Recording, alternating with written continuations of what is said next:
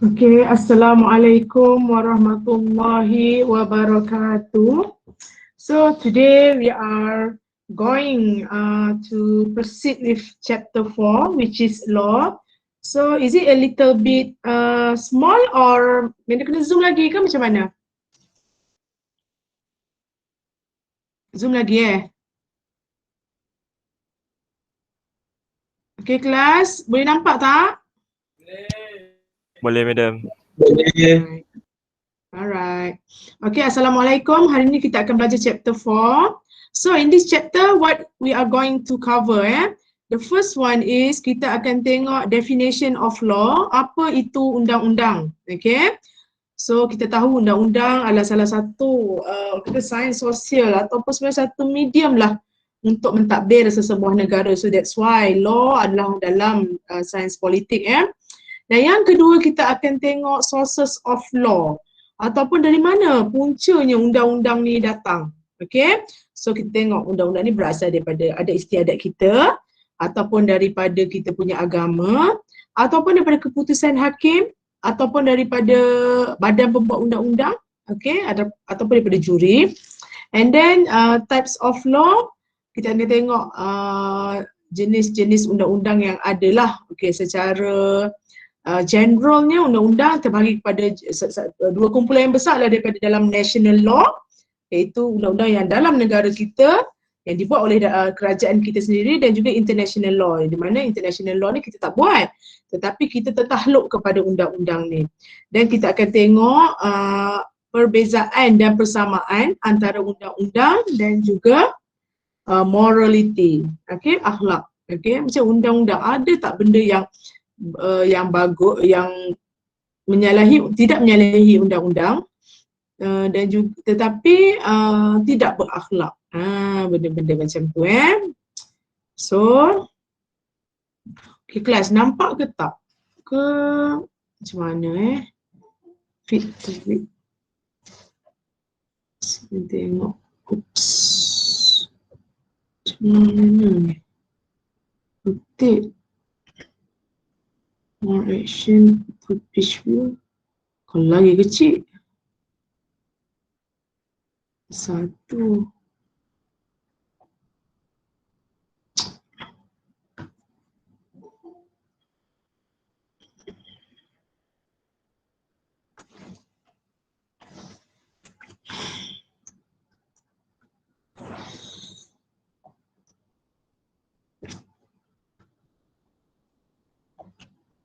Okay, kita tengok kepada apa itu maksud undang-undang. Okay, law means rules and regulation for controlling human activities. Undang-undang bermaksud peraturan, okay, satu macam peraturan yang digunakan untuk mengawal human activities, untuk manusia. Tidak ada undang-undang untuk haiwan, contohnya lembu dilarang masuk. Bukan untuk lembu, tuan lembu lah, betul tak? Binatang tidak dibenarkan masuk. Kalau apa-apa jadi, tak adalah binatang tu ditanggungjawabkan.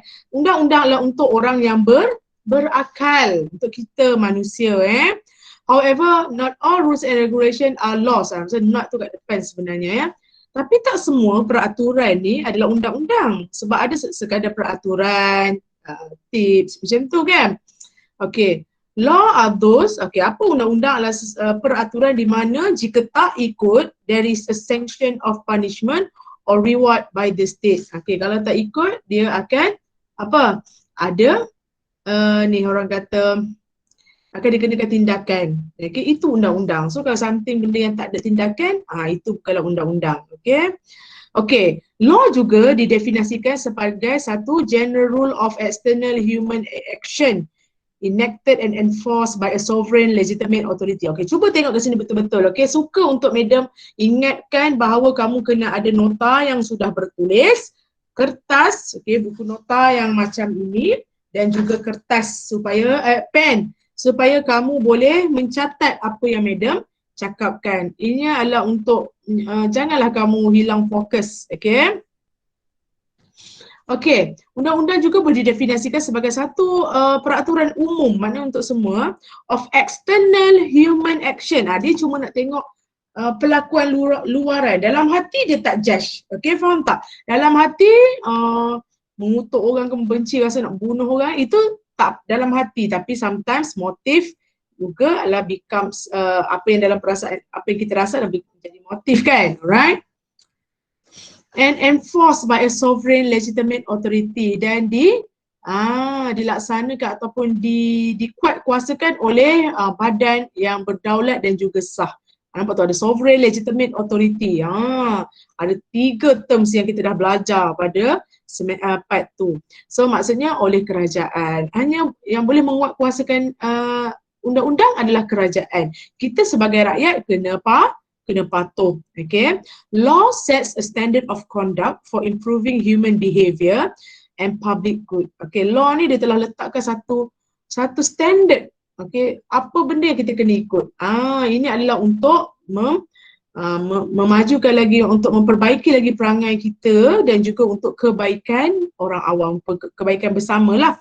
Bayangkan kalau tak ada law. Okay, so Meda nak tanya kamu pernah tak tengok cerita The Purge? Siapa pernah tengok cerita The Purge? Keadaan anarki lah, election lah, apalah. Siapa pernah tengok The Purge? Dia pernah tengok tak cerita The Purge? Kat Netflix ada. Okay, tengok ke tak ni? Pernah tengok ke tak? Pernah. Dia pasal apa? Satu hari tak ada polis, tak ada undang-undang, boleh buat apa saja. Betul tak? Cuba tengok macam mana perangai orang. Adakah akan hidup macam biasa tak? Dia cuba nak membunuh, buat sesuatu, betul tak? Itu yang akan terjadi jika undang-undang tidak ada. Undang-undang adalah diwujudkan bukan untuk dilanggar tetapi untuk memperbaiki kita punya perangai, kelakuan manusia yang penuh nafsu ni, dan juga untuk kebaikan bersama, untuk keamanan. Okey, itulah undang-undang. Okey, kita tengok sources of law, ya. Okey, jelas ya kat sini ada berapa sources of law yang telah Meda letak kat sini? 1, 2, 3 and 4. Sources ni apa? Sources bermaksud dari mana undang-undang ni datang. Takkanlah tiba-tiba. Yelah, sometimes kalau misalnya wahyu datang dari langit kan, tapi undang-undang dia mesti something yang ada asal usul dia. Daripada mana kita rujuk dia, okay, untuk jadikan dia ianya undang-undang. Tak bolehlah main suka hati je fikir rasa nak buat macam ni lah. Tak boleh. Dia kena berasaskan, bersandarkan kepada sesuatu rujukan. Okey. Okey, yang pertama, dari mana datangnya sandaran undang-undang ni? Okey. Iaitu daripada custom. Apa itu custom, kelas? Adat istiadat. Okey. Customs come from culture and practice of a distinctive society or race or tribe. Okay.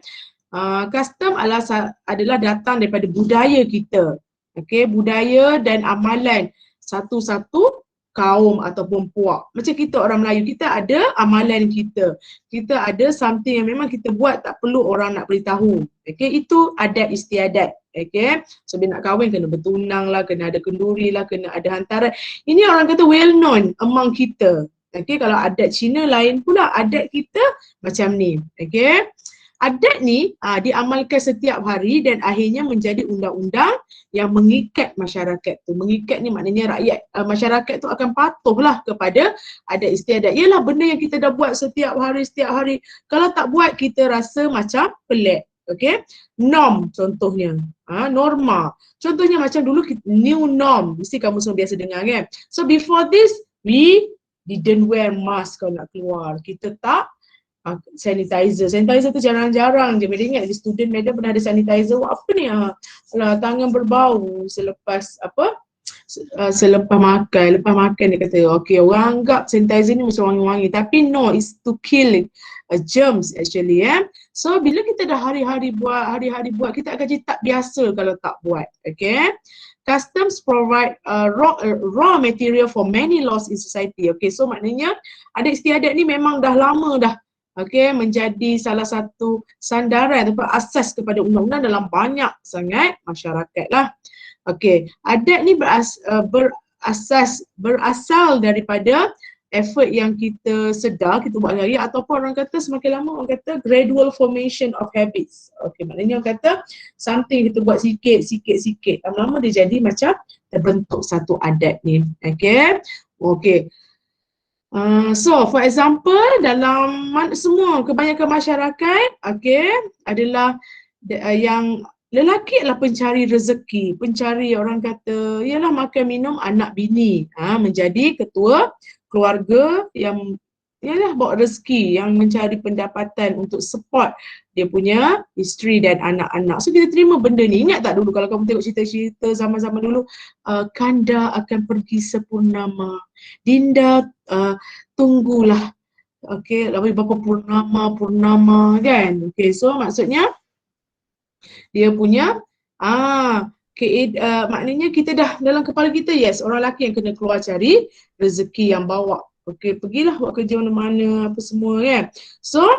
So adat ini telah pun ditukar menjadi undang-undang. So apabila orang lelaki tidak memberi nafkah, tidak memberi ni, tak boleh. Jadi salah. Jadi bila jadi salah boleh kenakan hukuman tu, ini jadi undang-undang. Okey.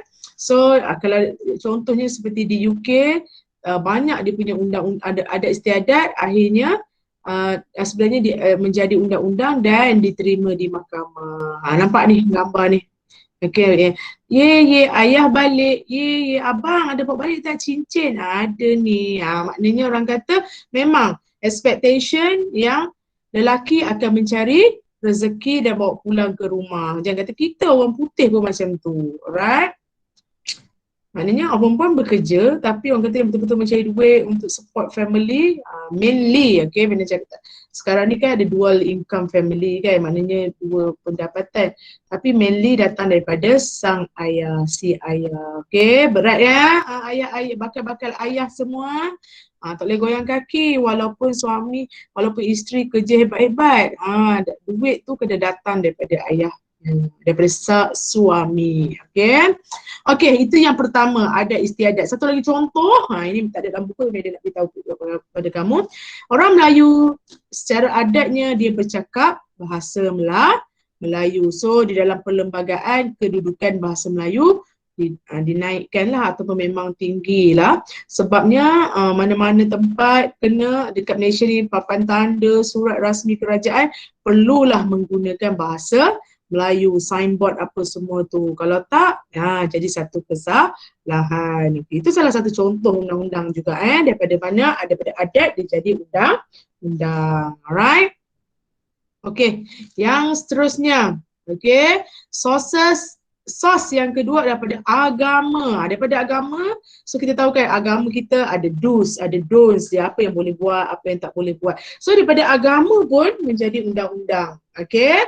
So, religion is also an important source of law. Okay, agama pun adalah satu punca undang-undang yang sangat penting. Okay, di negara barat, di mana yang mereka lebih Kristian lah, Christianity, okay, mereka telah membuat banyak undang-undang yang berasal daripada Bible ataupun dalam inilah agama Protestan lah. Ini contoh negeri agama Kristian. Okay, sama juga macam kita dekat orang Muslim ni lah, negara-negara Islam, benda-benda yang berkaitan dengan perkahwinan, pewarisan harta dan macam-macam lagi kita ambil daripada Quran. Kalau dulu, zaman jahiliah, people minum alkohol dan Islam melarang daripada mengambil alkohol. Tapi lepas tu, so sampai sekarang lah. Okay, cuba try kamu minum arak. Apa yang dia pernah dengar, ada satu tu dia minum arak, dia Muslim, memang dia boleh dikenakan jais jakim, akan kejar.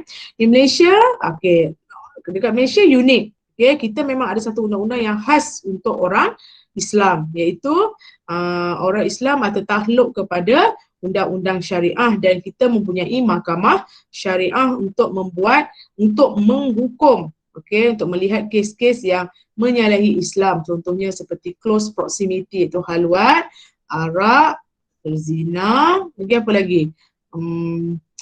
Tidak berpuasa, memang itu boleh kena sebat apa semua. Katakan kalau contoh dia berhaluat dan pasangan dia adalah non-Muslim. Non-Muslim tak kena, tapi yang Muslim tu kena. Itu caranya kat Malaysia. Alright, dia undang-undang syariah dan syariah court ni hanya untuk orang Islam. So jelaslah, iaitu undang-undang juga boleh berasal daripada agama. So ingat ya, tadi apa? tadi adat, lepas tu agama. Yang ketiga yang Medan nak cakap ni adalah daripada adjudication. Tulis kat situ apa maksud adjudication. Keputusan mahkamah. Maknanya undang-undang tak ada. Benda ni hakim yang buat undang-undang. Macam mana pula tu Medan? Pening tak? Jangan pening. So, sometimes, okay, undang-undang ni macam ni. Dia ada buku dah. Okay, buka je lah. Undang-undang tanah boleh dah. Undang-undang jenayah ada dah. Undang-undang pasal penyerebutan anak ada dah, pasal perceraian ada dah, macam-macam lah. Undang-undang pasal majikan tak bayar gaji, semua ada.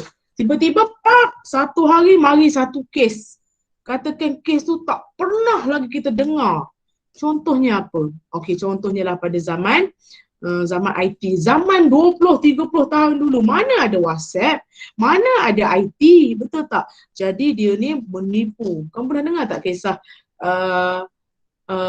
pegawai bank yang menipu, yang dia ada 1 sen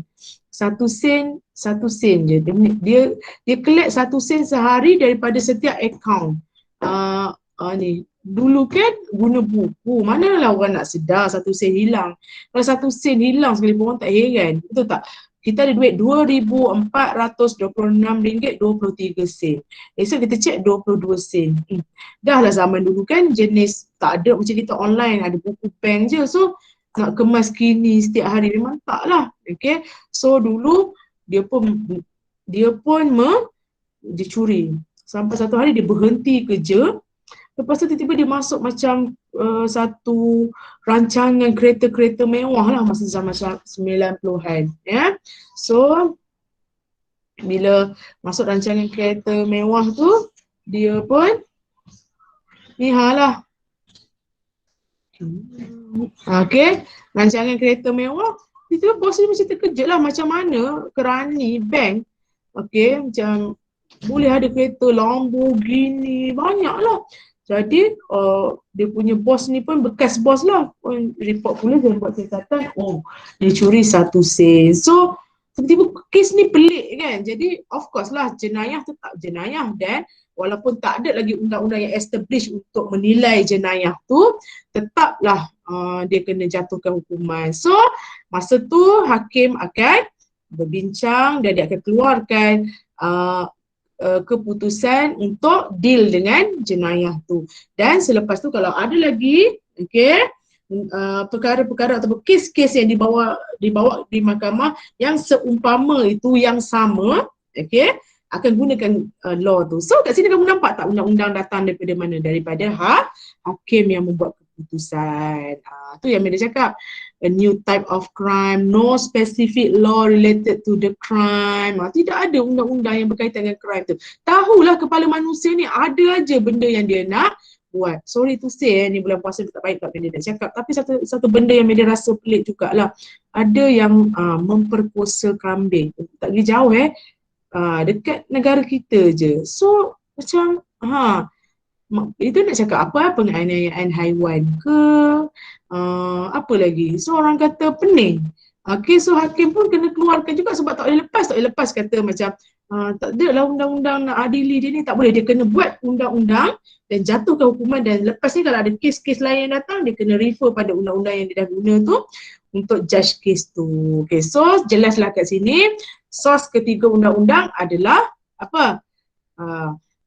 Adjudication ataupun undang-undang yang datang daripada hakim tu tadi, dan situasi yang Medan ceritakan tadi. Alright. Dan yang ketiga adalah juris. Juris ni adalah orang-orang yang undang-undang yang dia sentiasa collect, compare dan bukukan undang-undang untuk digunakan. Okay, so banyak negara-negara, tapi negara kita tak ada negara-negara yang memperkenalkan undang-undang atas sebab dia tengok penulisan juri-juri yang hebat. Okay, juri ni orang yang pandai lah. Okay, pandai. Orang cerdik pandai yang dalam undang-undang. So dia buat buku, seorang refer buat undang-undang. Itu maksud juri. Dan yang ketiga adalah legislation ataupun perundangan. Okay, siapa yang membuat undang-undang di Malaysia, kelas? Legislature. Siapa legislature dekat dalam negara kita? Siapa yang bersidang seumpama tu? Yes, parlimen. Dalam parlimen ada apa? Dewan Rakyat dan Dewan Negara. So ada apa-apa undang-undang yang nak diluluskan, kena bawa ke parlimen. So mereka akan berdebat dan bila setuju, dia mengundi setuju, akan jadi undang-undang. Contohnya undang-undang undi 18. Okay. So bukannya simply datang, Perdana Menteri kata kita buatlah macam ni. No. Agung kata okeylah buat macam ni. No. Ianya kena melalui proses legislation, itulah perundangan. So barulah dapat jadi undang-undang. Okay, so cukuplah. Okay, so sebelum Meda pergi jauh, Meda nak korang buka sikit kamera boleh? Tengok nak tengok. Apa yang kau faham? Maisara. Mana Maisara? Idham Zaini terus left. Maisara, Nur Maisara.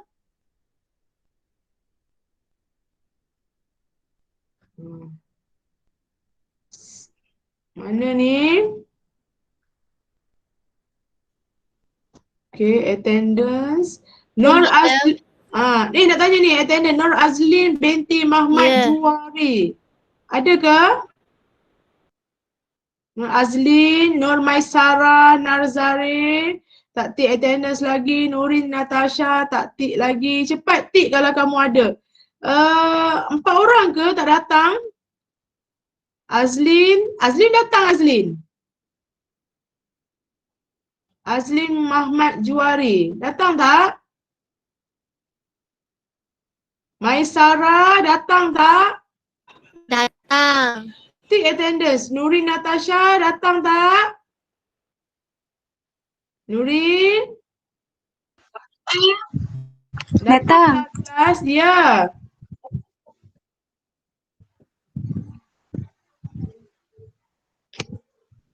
Datang tak kelas tu? Dah tip belaka dah kecuali Azlin. Azlin tak datang Azlin Muhammad Juwari. Tak ada, Miss. Tak ada, Madam. Kalau tak ada, tak apa. Okey. Kenapa lah Madam ni? Klik bulat. Okey. Macam mana nak tengok attendance 2D pula.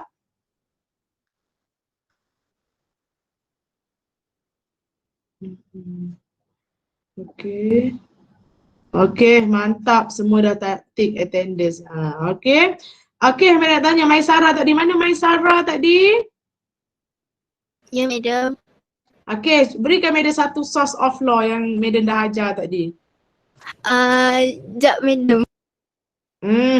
Madam dah baru ajar tadi. Patut dia boleh jawab dah.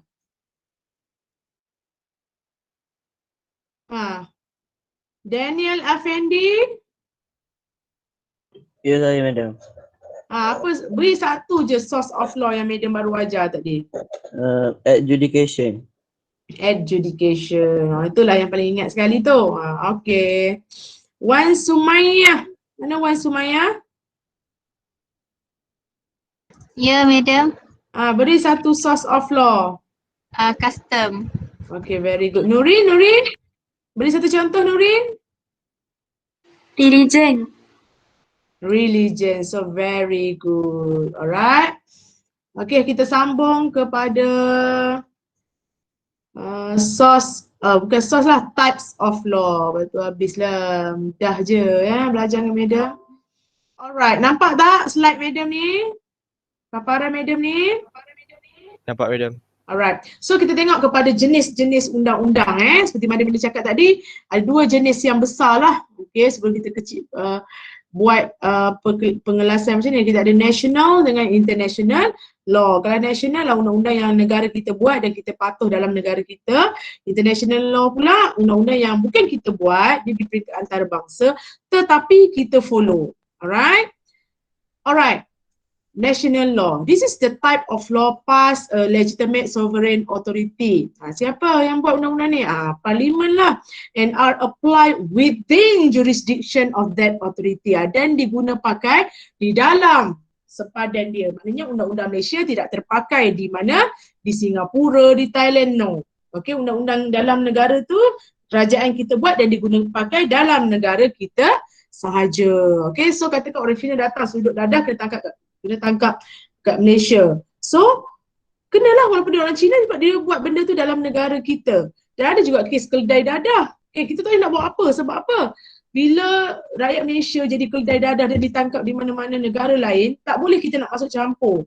Sebab apa? Sebab dia buat benda tu di dalam negara orang dan dia pesalah tu tertakluk kepada undang-undang di mana dia buat benda tu. Sebab tu kata di mana langit dipijak, di situ di mana bumi dipijak, di situ langit dijunjung. Okay. So undang-undang nasional ni dia terbagi kepada dua. Satu undang-undang yang biasa je yang dibuat oleh parlimen dalam kadar biasa dan satu lagi undang-undang yang datang daripada perlembagaan iaitu apa? Undang-undang ni memang dah termaktub, tertulis dalam perlembagaan. Okay. So undang-undang perlembagaan ni undang-undang yang tinggi level dia. Okay. Nak ubah dia pun tak boleh suka-suka. Dia ada kena at least 148 orang sokong barulah boleh berubah. Ini terjadi dalam undi 18 tu lah. Dan dia hanya boleh diinterpret, maknanya yang betul-betul maksud sebenarnya court yang akan sahkan. Alright. Kita tengok pada general laws. Okay, general law ni, undang-undang ni dia berkait menyelesaikan berbagai-bagai masalah yang berkait rapat dengan berbagai-bagai jenis lah perangai manusia. Okay, dia berbagi kepada dua general law ni, public laws dan private laws. Okay. Public laws tu apa? Ini satu prinsip di mana memberikan hubungan yang nak deal masalah citizen dengan juga negara. Okay, ada je menyaman kerajaan Malaysia. Okay, macam-macam. Okay. Its objective are the protection and observation of the interest society as a whole. Contoh paling mudah, ada kan baru ni kan, undi 18 tak jadi, so ada yang nak nyaman kerajaan. Undi 18 tidak jadi, saman. Ada tak? Ada. Yang ni contohnya. Ni. 18 anak muda mahu saman kerajaan kerana tanggung undi 18. Okey, kerajaan pun boleh disaman Okey, nampak tu. Nak menyaman siapa? Perdana Menteri.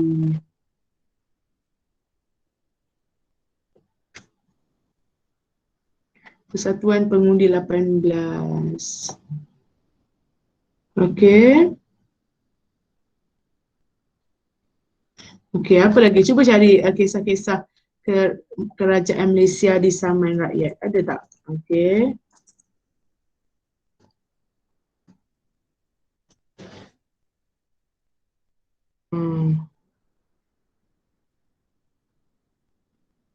Macam-macam lah, pasal proklamasi darurat, pasal ini macam orang kata benda-benda yang dia bukan dia saman orang tu tapi saman kerajaan tu sendiri.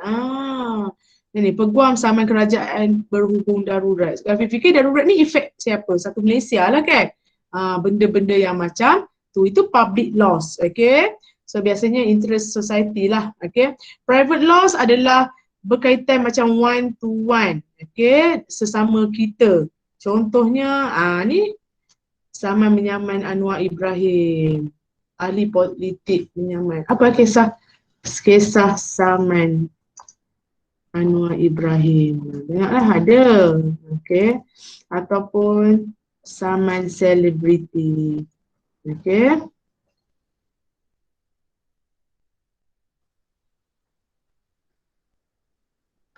Ni. Ni contohnya awal. Sakit hati lah pula kan. Awal dia saman siapa? Dia saman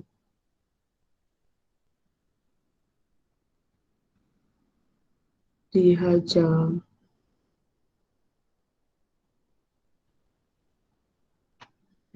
Dia saman minyak wangi lah. So menang saman dapat duit lah. Pak duit dia. Sometimes kena saman bukan nak duit tapi nak memperbaiki nama buruk. Alright. So itu private laws. Okay. Law of torts, land law, law of trust macam-macam lagi lah. Contract. Okay.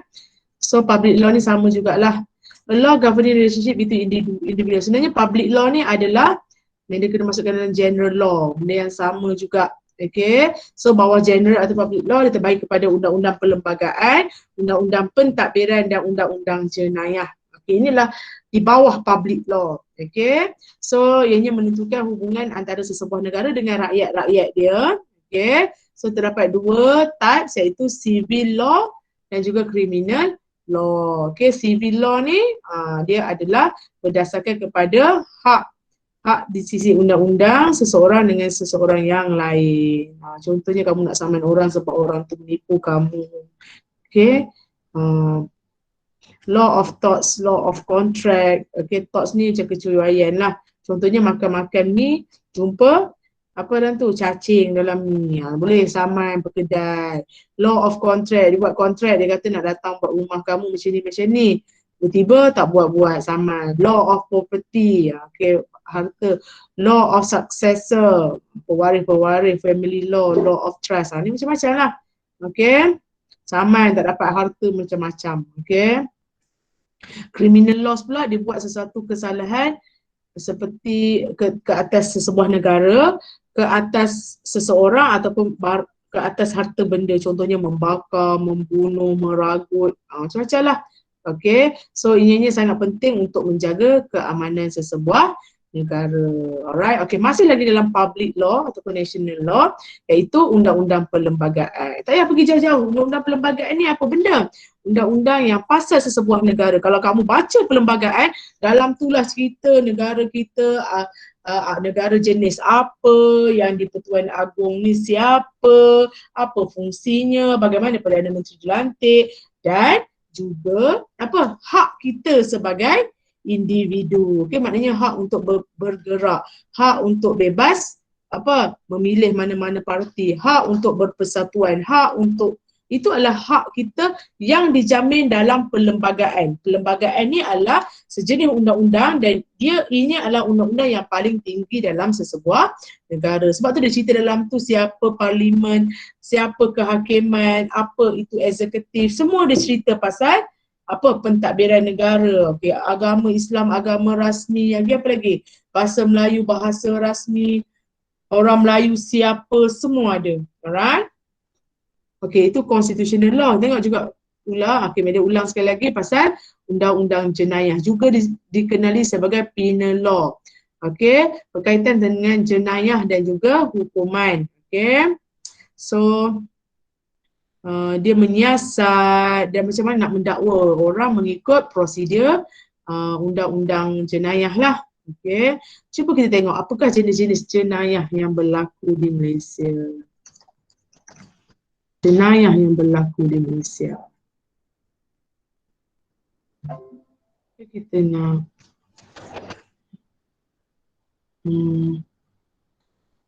macam YouTube lah, jenayah. Korang ada lagi dengan madam ni? Misalnya jenayah di Malaysia. Ada. Jadi kita tengok YouTube sekejap boleh tak? Okay, kita tengok ni nak, berapa minit ni? 5 jenayah yang menggemparkan Malaysia. Nak tengok tak? Tengok ke tak nak? Boleh madam. Add lah ya. Buat kamu hilang mengantuk. Okay, 5 kes jenayah yang terkemuka. Mungkin korang pun tak lahir lagi.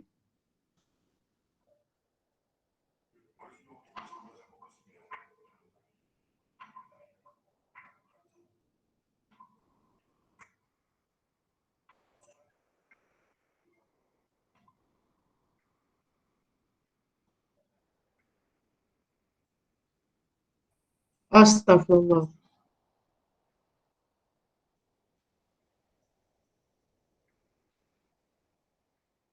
Wish. Oh.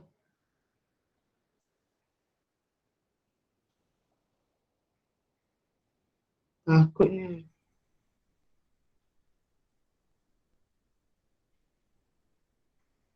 Kita tak tahu pun.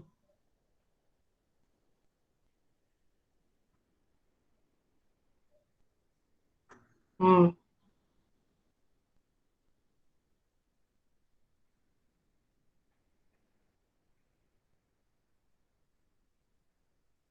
Hmm.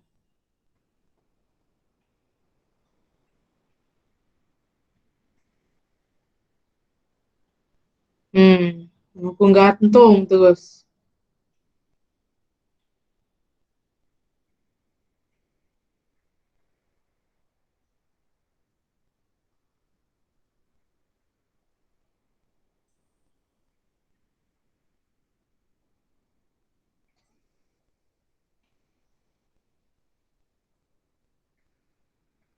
Oh, ni macam Malik ah.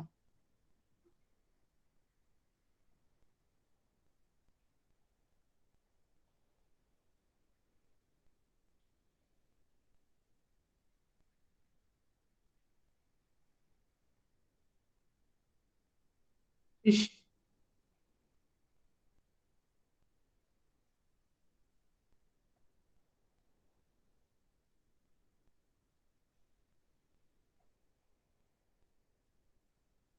Ush.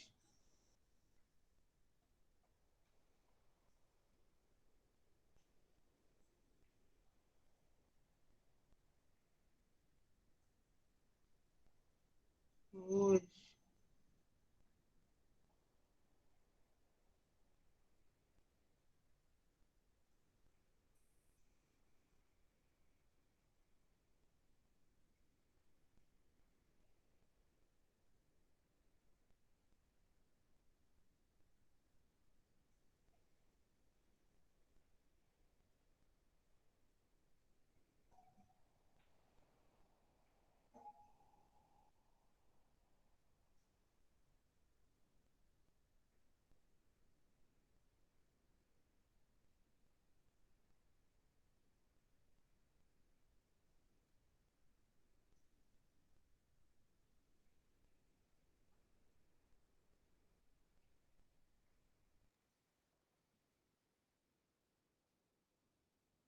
Al-Ma'unah pula.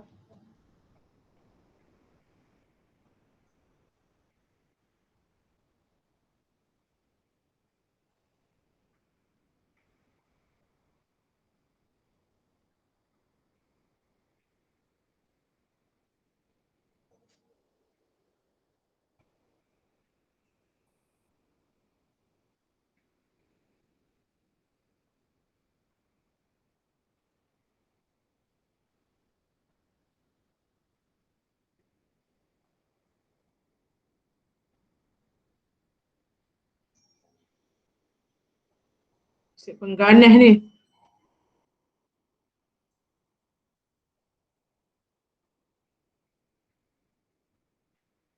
Tapi mana ingat kes ni. Al-Ma'unah.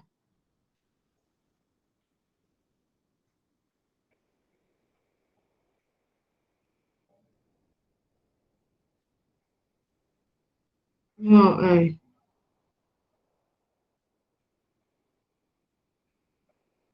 Ush.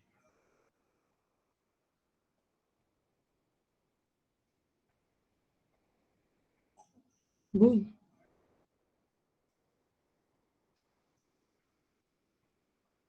Jahat ni.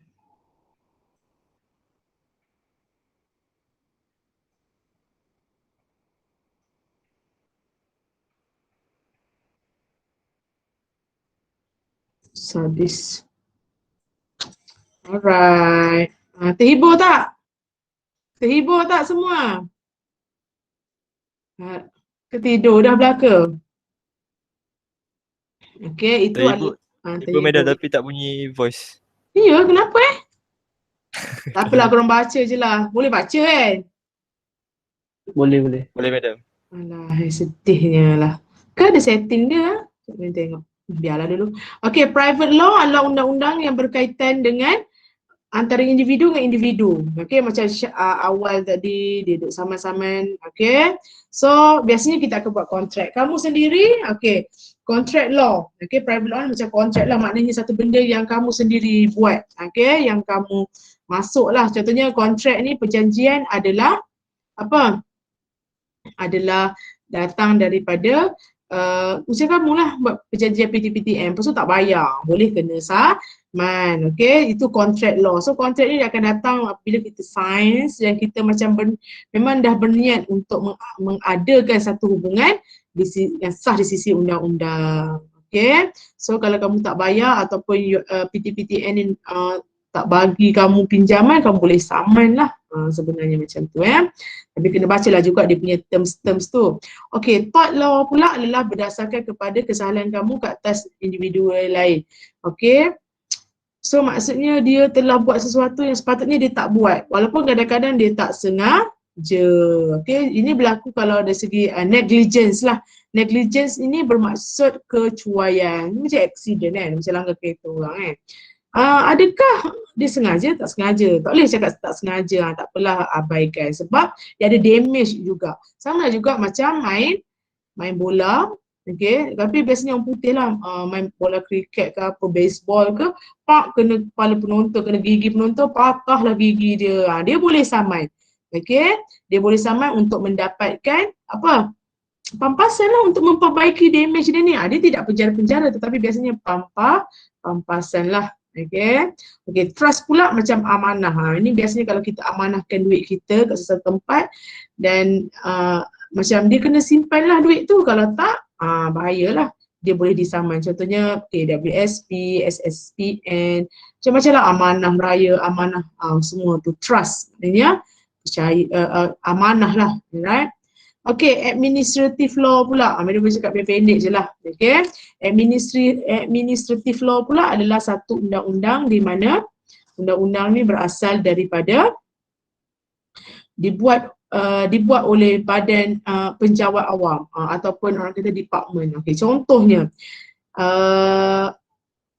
Parlimen telah meluluskan undang-undang macam tak boleh nak tinted lah, apalah. So kalau kat Parlimen dia tak bincang tinted berapa persen, apa sebab detail tu siapa yang akan buat, iaitu JPJ itu adalah penjawat awam. So kita panggil lah dia sebagai administrative law. Okay. Alright. Okay. So dan kamu kena faham administrative unit ni dia akan mengadili undang-undang tu. Maybe tak masuk mahkamah, contoh macam tribunal, tata tertib, apa semua itu pun kita panggil sebagai undang-undang. Dan yang seterusnya adalah undang-undang apa? Antarabangsa. Okey. Undang-undang antarabangsa adalah undang-undang yang apa? Regulate the conduct of the state in their dealings with one another. Kamu ingat negara-negara dia tak bergaduh ke? Dia bergaduh. Ianya berasaskan kepada perjanjian dia, piagam dia, apa-apalah yang ditandatangani. Contohnya Malaysia tandatangani perjanjian bersama PBB dengan OIC, ASEAN, okey. So benda yang sentiasa berlaku, contohnya berebut pulau batu, berebut kawasan, okey. Antara Malaysia dengan Filipina berebut pulau layang-layang lah, apalah. So Singapura dengan Singapura, okay, Pulau Batu Putih dengan Singapura, dengan Filipina, sentiasa berebut kawasan. So siapa yang nak mengadili kita? Kita kena jumpa dengan International Court of Justice. Itu maknanya mahkamah untuk antarabangsa lah. Okay, so kita tengok ada dua jenis undang-undang antarabangsa, iaitu macam public dan juga private. Public macam biasa, dia macam kepentingan orang awam, bukan kepentingan orang persendirian. Okay, contohnya macam hal-hal tentang group rights, macam hak-hak satu kaum, bagaimana melayan, ini bukan makhluk asing yang datang daripada marih naik piring terbang tu dah. Ini adalah orang kata orang awam, maknanya walaupun orang datang secara haram, Rohingya ke apa ke kan, tak boleh kita susah hati nak bunuh. Boleh dikenakan tindakan undang-undang di peringkat antarabangsa lah. Rights of refugees, okay. Hak, orang kata hak ni lah, hak orang pelarian, international crimes, jenayah di peringkat antarabangsa, and masalah warga negara. Ni banyak. Kalau kamu tengok dekat Sabah ada juga budak yang bukan daripada mana-mana warga negara. Okay. So contohnya diorang ni nak sekolah kat mana? Tak ada sekolah sebab ada masalah kewarganegaraan. Dan of course lah human rights. Okay. Kita tengok kat sini yang paling famous atau paling mendapat, kalau kat Malaysia macam contohnya ni lah set Rohingya lah, 400,000 dia telah pun menyeberangi sempadan Myanmar dan pergi pada Bangladesh sebab orang kata keganasan berlaku pada mereka lah. Orang Myanmar tu tak suka pada mereka, jadi mereka pun lari ke Bangladesh. So Bangladesh ni macam tolong 400,000 rakyat Rohingya. Okay. Ni 80% adalah New arrivals are women and children. Allah, ni lari ni nak dapatkan perlindungan sebab negara asal dia tidak suka pada dia.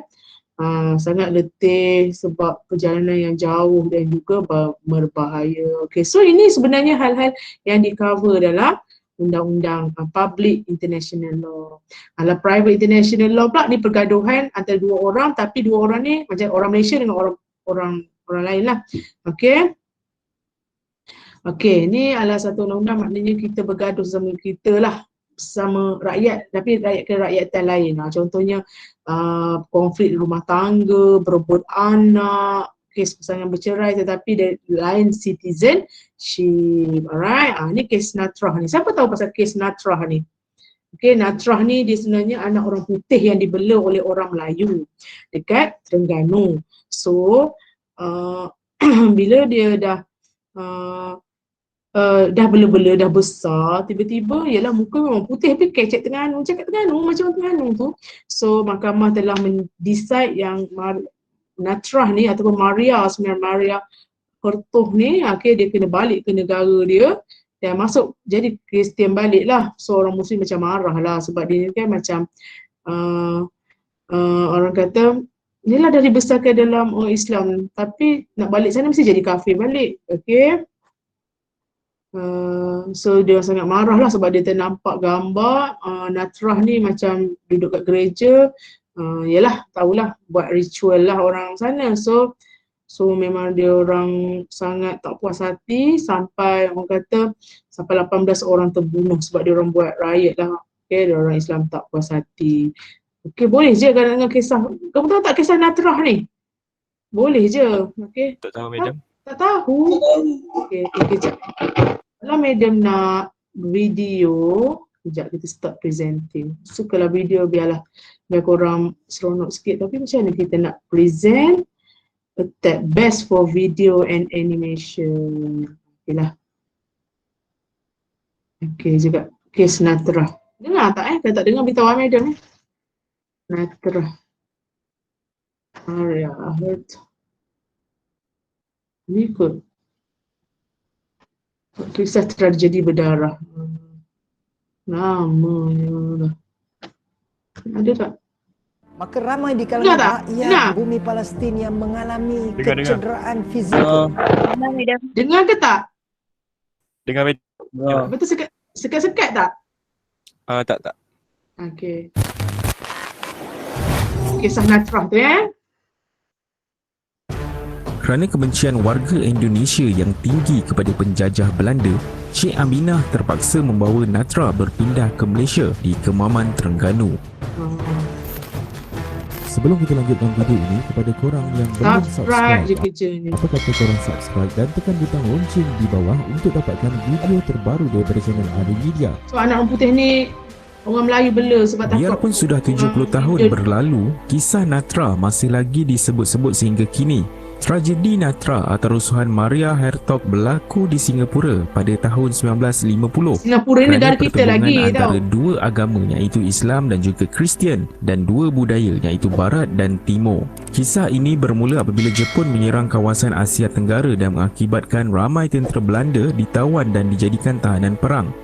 Natrah atau nama asalnya Herberdina Maria Hertogh lahir pada 24 Mac 1937 di Cimahi, Jawa Timur di Kecamatan Bandung, Indonesia. Natrah merupakan anak kedua daripada 4 adik-beradik daripada pasangan Belanda, Adeline Hunters dan Adrianus Petrus Hertogh. Ketika umur Natrah berusia 5 tahun, Natrah diserahkan kepada Cik Aminah, seorang peniaga kain batik yang berasal daripada Terengganu yang berhijrah dan berdagang di Indonesia. Selepas beberapa tahun, bapa Natrah dibebaskan dan beliau telah membawa keluarganya tanpa Natrah pulang ke Belanda. Cik Aminah kemudiannya membesarkan Natrah mengikut adat Melayu dan Islam dan menukarkan nama Herberdina kepada Natrah. Pada tahun 1945 bermulalah nasib malang Natrah apabila ayah kandungnya mencari dia dan menawarkan $500 kepada sesiapa saja yang membawa Natrah ke Singapura. Dengan tipu nasihat ayah kandungnya, Natrah dibawa ke Singapura dan diperintahkan untuk dihantar ke Girl Home Craft Centre, York Hill, Singapura. Oleh kerana sayang kepada Natrah, Cik Aminah membuat rayuan kepada mahkamah untuk mendapatkan balik hak penjagaan terhadap Natrah melalui peguam bela Encik Ahmad Ibrahim pada 28 Julai 1950. Keadaan Ya. menjadi lebih keruh apabila Natra pada umur 13 tahun telah dikahwinkan dengan Mansur Adabi, seorang guru berusia 22 tahun. Dalam Loh. undang-undang Belanda, individu di bawah umur 16 tahun tidak dibenarkan untuk berkahwin. Mahkamah Singapura kemudiannya memutuskan hak penjagaan Natra diserahkan semula kepada ibu bapanya. Di Belanda, Natra telah memeluk agama Kristian. Keadaan ini membawa kepada kemarahan orang Melayu Melaya, terutamanya di Singapura, sehingga menyebabkan berlakunya rusuhan besar-besaran di Jalan Tanah Melayu dan Singapura pada 12 Disember 1950. Bukan setakat rakyat biasa, malah pegawai polis berbangsa Melayu turut menunjukkan sokongan dengan memboikot arahan pegawai Inggeris dengan membiarkan para perusuh merusuh. Dilaporkan 18 orang terkorban dan lebih 200 lagi tercedera akibat daripada rusuhan tersebut. Malah media antarabangsa seakan sengaja menyemarakkan lagi kemarahan orang Melayu apabila sengaja menyiarkan gambar Natra berdoa dan melutut di hadapan patung The Virgin Mary di sebuah gereja. Malah banyak cerita-cerita yang tidak sensitif disiarkan mengenai kegembiraan Natra yang sudah pun menukar agama. Sejak Natra dibawa ke Belanda, hidupnya dikelilingi oleh polis setiap masa. Dia juga dipaksa untuk melakukan banyak perkara di luar keinginannya, termasuk melupakan Mansur, Cik Aminah, keluarga angkat dan segala amalan yang berkaitan dengan Islam. Kehidupannya dipenuhi dengan paksaan, menyebabkan trauma yang berpanjangan. Natra kemudiannya berpindah dan menetap di Amerika Syarikat pada tahun 1984 dan meninggal dunia pada tahun 2009 akibat daripada penyakit leukemia. Semoga Natra atau Bertha Hertog damai dalam persemadian. Terima kasih kerana menonton. Kepada korang yang Okey. Benda ni. Okey tak? Itu kisah dia. So korang tahu tak kisah tu? Tak tahu Tak tahu madam. Itulah. Kalau korang macam mana korang? Korang rasa Natra tu dia ingat ayah dia yang kat Belanda tu ke ataupun dia ingat yang dari kecil yang jaga dia daripada 5 tahun tu? Yang mana? Yang mana yang lebih berhak kamu rasa? Kamu rasa yang mana lebih berhak? Sebab mahkamah memutuskan yang Natrah tu hak ayah dia. Bukan hak yang mak angkat dia yang pedagang kain tu lah. Kamu rasa yang mana sepatutnya berhak? Ibu Korang? bapa rasa dia kot. Kan? Sebab Cik Aminah tu tak ada hak penjagaan. Sebab kalau kita fikir benda ni okey je tapi jadi serius sebab berlainan agama. Betul tak? Sampai tukar agama. Jadi susah lah. Okey, kita tengok pula yang terakhir iaitu sekejap mana modul kita tadi. Kau apa dah kita ni? Okey, itulah kisah Natra. Dia pun tahu tak tahu jugalah. Kita sama-sama. Okey, apakah beza law dengan morality kelas? Okey. So, dari segi sejarahnya, moral dengan religious values of society influence the development of law. Okay, so maknanya moral kita, agama kita yang mempengaruhi sesuatu bila undang-undang dibuat lah. Okay, so orang kata orang dulu dipercayalah natural law, undang-undang yang berasal daripada ketuhanan lah. Okay, so ni Jeremy Bentham ni, dia kata siapa yang percaya yang mana Okey, apa persamaan law dengan morality? Okey. So, satu benda yang tidak bermoral biasanya memang juga tidak sah di sisi undang-undang. Contohnya membunuh orang. Dari segi agama dan moral pun tak bagus, dari segi undang-undang pun memanglah boleh dikenakan hukuman berat. Okey, dan pengaruh moral ni dalam banyak benda lah yang melibatkan undang-undang. Contohnya dari segi perdagangan, pasal laws criminalizing bribery, maknanya rasuah. Rasuah kan benda yang tak bermoral dan juga salah di sisi undang-undang. Dan juga orang kata hak or moral way to conduct business. So maknanya law dengan moral ni orang kata selari. Itu persamaan dia lah. Tetapi ada juga yang berbeza. Okey, contohnya apa? Okey, nak habis dah. So maksudnya law ni biasanya dia ada apa? Dia ada hukuman dia. Kalau menyalahi undang-undang ada hukuman, tapi bermoral ni tidak ada penyalahan undang-undang. Contohnya kalau kita mengkhianati kawan kita, mengkhianat macam tak nak kawan ke apa, ada ke undang-undang yang macam untuk kerana memulaukan? Tak ada, betul tak? Okay, so kalau undang-undang dia ada, okay. Law biasanya dia akan bertukar-tukar berdasarkan kepada badan pembuat undang-undang atau mahkamah, tapi morality biasanya dia tidak berubah. Kalau benda tu tak elok lah. Tapi dia akan berubah, kalau dia berubah apa, slow. Dia tak ni lah. Okay, benda yang tak bermoral ni. Sekarang sometimes ada dulu kita rasa benda tu tak bermoral, tapi sekarang ada yang kata okey dah, biasa dah. Contohnya macam persekududukan lah, lelaki dengan perempuan. Kalau dulu kita tengok kalau duduk ke tak kahwin, duduk sekali macam tapi lama-lama kita tengok macam dah biasa dah benda, tapi bukan dekat masyarakat kita lah, kat luar okay, so legal principle kalau law dia mesti certain lah, tapi moral ni biasanya lebih fleksibel dan variable. Contohnya kalau dekat Melayu kita terima, kat negara lain dia berbeza-beza pula. Alright, contohnya macam interest lah, ada yang kata okey tak apa je, ada yang kata tak bermoral, dia jadi berbeza-beza ikut ni. Alright, habislah habislah soalan ni. So tak ada apa, so boleh tak kalau madam buat soalan ni atau kamu try jawab soalan ni, tapi tak payahlah hantar kat madam. Okay, boleh tak try buat soalan ni? So kalau tak faham boleh tanya tak? Boleh ke? Soalan sampai muka surat 10 saja. Boleh? Boleh ke kelas? Boleh. Boleh madam. Kelas tak boleh lama-lama sangat, kesian budak-budak. Okeylah, madam mengucapkan selamat berbuka. Kita berjumpa minggu depan. Bila raya ni? Bila raya? Lambat lagi ya. Okey kelas. Assalamualaikum warahmatullahi